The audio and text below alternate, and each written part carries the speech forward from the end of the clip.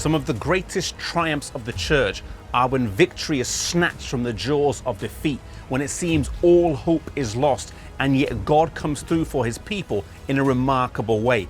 Again and again throughout history, God seeks to remind his people that their greatest strength is not in their intellect, their education, or their experience, but in relying on him.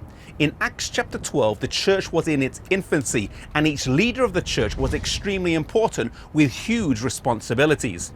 3 of these early leaders were Peter, James, and John.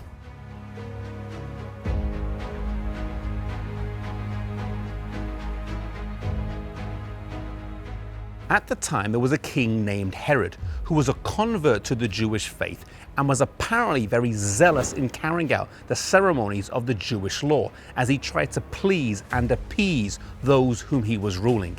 He killed James, the brother of John, which was a huge loss to the church. But seeing how pleased the Jewish leaders were, he went after Peter as well and imprisoned him. Peter's execution was delayed till after Passover, which gave the church time to pray for a miracle.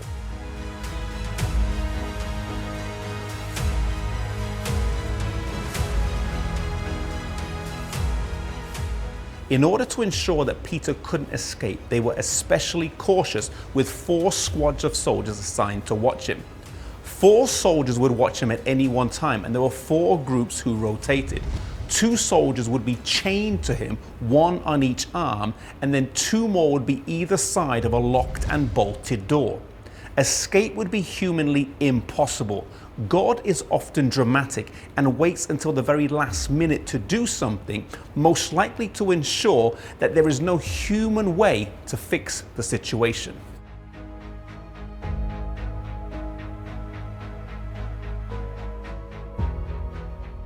On the night that Peter was due to be executed, the Bible records that he was sleeping.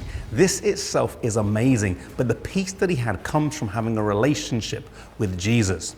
The Bible says in Acts chapter 12 and verse 7 that an angel came down and light filled the prison. He tells him to put on his outer clothes and his shoes, and then his chains fall off. They walk out the first door past the guards and then out the second door, and then Peter walks through the gate into the city.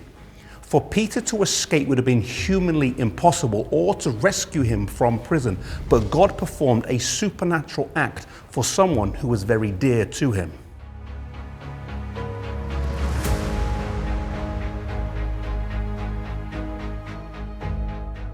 Peter, finding himself a free man on an empty street, makes his way to the house where his fellow believers were praying.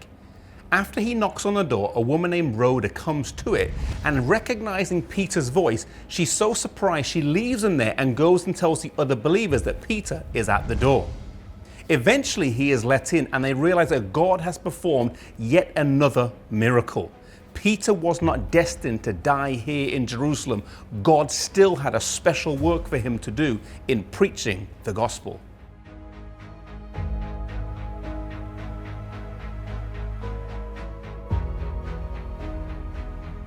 It was Peter who wrote to the church in 1 Peter chapter 4 verse 12 to not think it strange when fiery trials come upon them.